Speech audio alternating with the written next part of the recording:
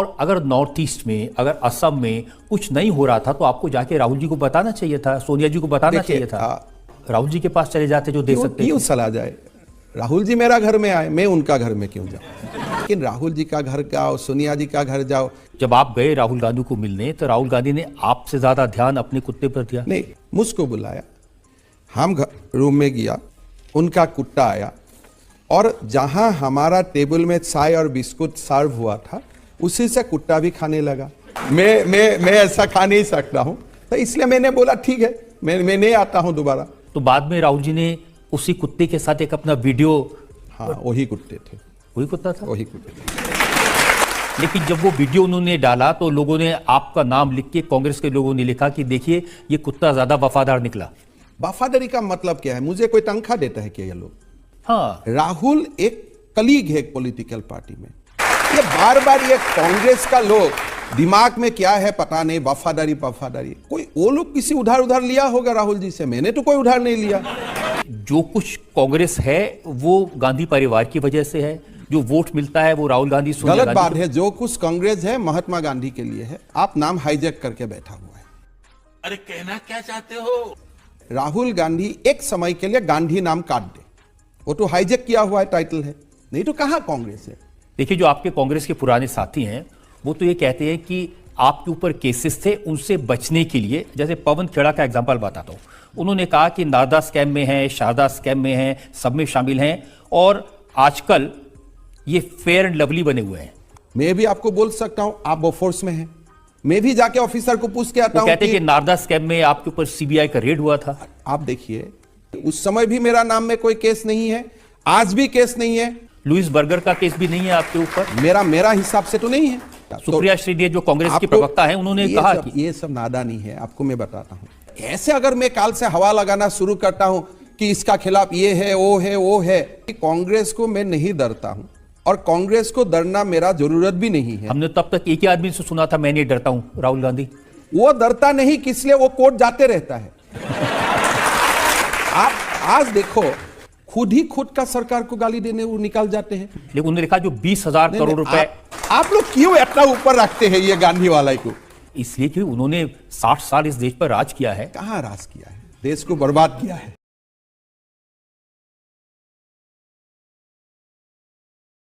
His arguments, logic, वो लोग कभी ये भारत जैसा देश का नेता नहीं बन सकता है। अब लोग कहते हैं कि भारत जोड़ो यात्रा करने के बाद में बहुत समझदार हो गए हैं। 55 साल में कौन मैच्योर्ड होने का रहता है?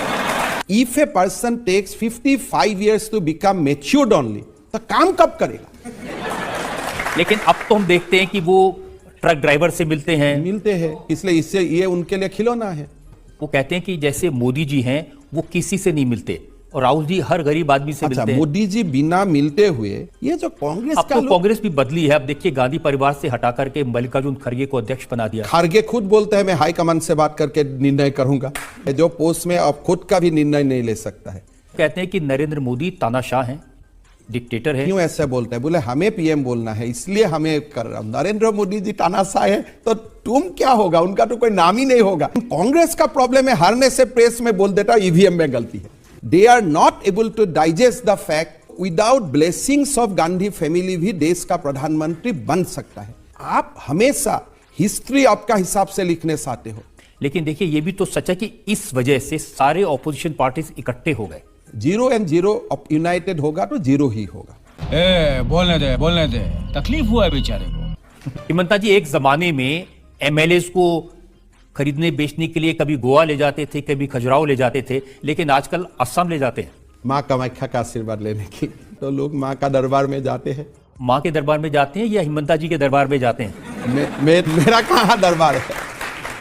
अब शिवसेना के एमएलए को तोड़ने के लिए हिमंता बिस्वा शर्मा ने उनकी जेब में 50-50 खोखे डाल दिए। देखिए, मैं सुना भी नहीं और मेरा नहीं लगता है मेरा नाम में कोई बोल सकता है, इसलिए पूरा असम इकट्ठा करने में भी इतना पैसा नहीं होगा। असम में तो कोई शुगर मिल भी नहीं है, हम तो एक छोटा ही प्रदेश है। नहीं तो फिर ये शिवसेना के एमएलए टूटे कैसे? और कैसे टूटेगा? इसी गलती तो पार्टी में ही होगा। मैं सुना कि वो आके होटल में रह रहे थे, रात को 12 बजे हिमंता बिस्वा शर्मा गए और खेल बदल दिया। तो असम में अब ये मोल भाव होता है एमएलए का। देखिए, असम में आने से एमएलए को ताकत मिलेगा। वहां में कामाख्या माँ है, असम आने से आपको ताकत ही मिलेगा। और लक्ष्मी दर्शन भी कराते हैं उन्हें। लक्ष्मी तो हमें लेना है, हमें देना तो नहीं है फिलहाल। हमारा कहाँ ताकत, अभी कहाँ है हम लोग। लेकिन ये सच नहीं कि असम पॉलिटिकल टूरिज्म का ऐसा सेंटर बन गया है जिसके बारे में लगता है कि हर ये बार तो बनना सही है। कांग्रेस को भी कहीं से किसी को तोड़ना है, वो भी असम में ले आइए, मैं सिक्योरिटी वगैरह दे दूंगा, क्या प्रॉब्लम है। उन्होंने तो शिकायत की है कि असम के मुख्यमंत्री ने झारखंड में सरकार गिराने के लिए एमएलए को 10-10 करोड़ ऑफर किए। हमारा, मैं इतना ही बोलता हूं ना कि हमारा बजट में है क्या, we are not very rich state.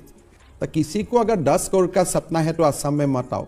या फिर यह है कि कहीं और से पैसा आता है, असम में सिर्फ उसका रास्ता मिलता है। इतना बढ़िया रास्ता दिल्ली मुंबई होने से को रास्ता भी, आप मैप देखिए ना, वहां कोने में जाएगा फिर घूम के इधर आएगा। These are लेकिन completely- झारखंड के 3 एमएलए पकड़े गए थे पश्चिम बंगाल में जिनके पास से कैश मिला था और वो असम से होके गए थे। मिला होगा कैश, लेकिन वो अमाउंट तो 10 करोड़ नहीं है ना।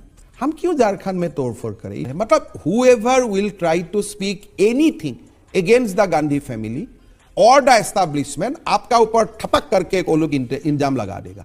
अरे भाई, ऐसे देश चलता है। जनता को आप मूर्ख समझना बंद कर दीजिए।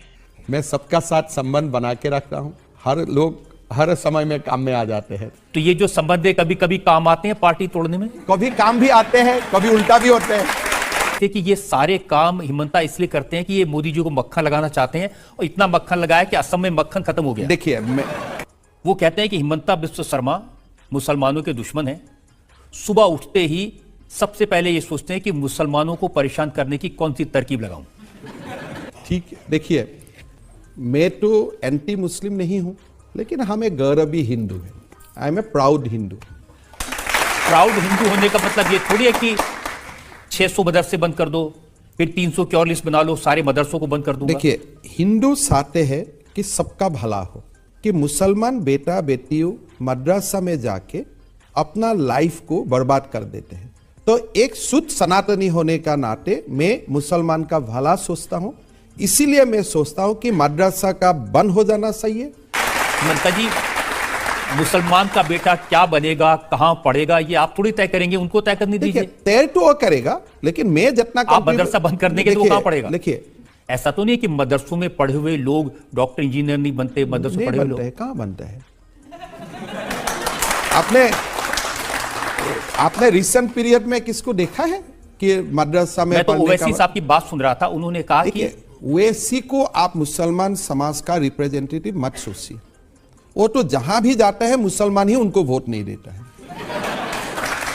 वो कह रहे थे कि हिमंता बिस्व शर्मा ने स्कूल में इतिहास ठीक से नहीं पढ़ा।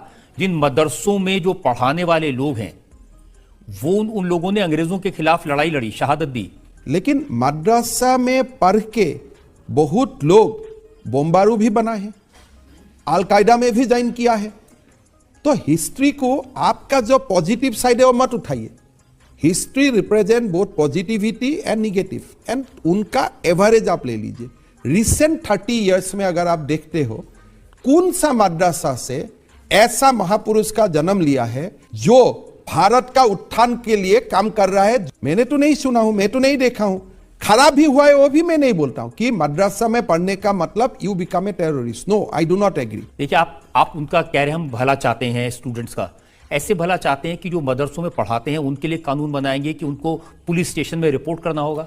इसलिए अभी फिलहाल हमें जितना अल कायदा का मॉड्यूल पकड़ा हूं, 54 मॉड्यूल, और बहुत समय बांग्लादेशी सिटीजन भी मदरसा में आके काम करता है, अल कायदा का मॉड्यूल डेवलप होता है। आप क्रोनोलॉजी समझ लीजिए। मुसलमान भी मुझको मानते हैं और मैं भी उन लोग को सेम रेस्पेक्ट देता हूं। उनको रेस्पेक्ट करेंगे लेकिन फ्रीडम नहीं देंगे। आप कह रहे हैं कि 4-4 शादी करने पर मुझे आपत्ति है। बहुत आपत्ति है, बहुत आपत्ति है। क्या मैं ऐसे व्यक्ति को शादी दूंगा जिसका ऑलरेडी 3 पत्नी है?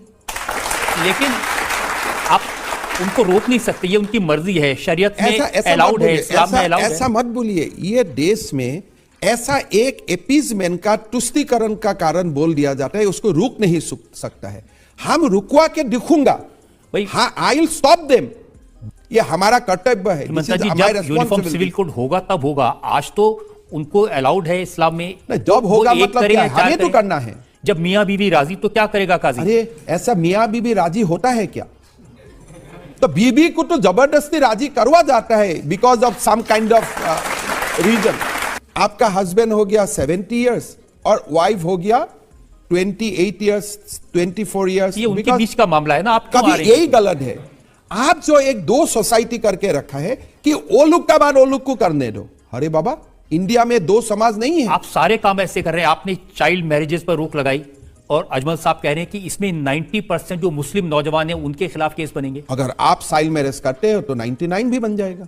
उनकी तो सलाह यह कि हिंदू लड़कियों को भी कम उम्र में शादी कर लेनी चाहिए क्योंकि अब जमाना बदल गया है। मालूम है, वो ऐसे बोलते हैं। आप उनका सोच समझ सकता है कि how they treat girls, how they treat the other gender. लेकिन अब तो मां देखिए, नहीं समझता है।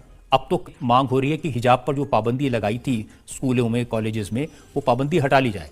आज आपका दिन है, आप पाबंदी उठा दो, हमारा दिन आएगा, हम पूरा पाबंदी लगा दूंगा। आज भी नरेंद्र मोदी जी या बीजेपी का देश में सारे प्रदेश में शासन नहीं हुआ है, तो इसीलिए ये कभी वो कभी हम, ये चलता तो रहेगा। ऐसी बातों से नहीं लगता कि आप बिल्कुल एंटी मुस्लिम हैं, मुसलमानों के कैसे? खिलाफ हमें हैं? तो मेरे मुझको तो मुस्लिम समाज आके अवार्ड देना चाहिए कि मुस्लिम, ये मैं इतना सोचता हूं। मैं क्या मुसलमान का खिलाफ हूं? वो होता है क्या समाज में? जी, हमारा संविधान सबको इजाजत देता है कि वो अपने मजहब को, अपने धर्म गलत को बात है, जैसे चाहे नहीं, वो गलत बात है। संविधान वो इजाजत नहीं देता है। भारत का संविधान का प्रणेता ने हमें इंस्ट्रक्शन देके गया है कि आप जल्दी जल्दी यूनिफॉर्म सिविल कोड लागू कीजिए। हमारा संविधान कभी अलाउ नहीं तो करता है। आप जल्दी जल्दी हिंदू राष्ट्र बनाना चाहते हैं। हिंदू राष्ट्र तो भारत है ही, ये भी एक गलत नोशन है। और जब तक शान सुरूज रहेगा भारत में हिंदू सिविलाइजेशन ही रहेगा। हिंदू सभ्यता का इतना बड़ा स्ट्रॉन्ग होल्ड बना के गया है, वो हिंदू टूटेगा तो ही नहीं। सर्वधर्म संभाव में विश्वास रखता है। होता है। That is why I am speaking for the welfare of आप ये मुस्लिम। कहेंगे कि हम ऐसा भारत बनाना है जिसमें बाबर का नाम ना हो, जिसमें निजाम की हिस्ट्री ना होना पढ़ाई भी जाए। नहीं सही है। बाबर तो आक्रांता है।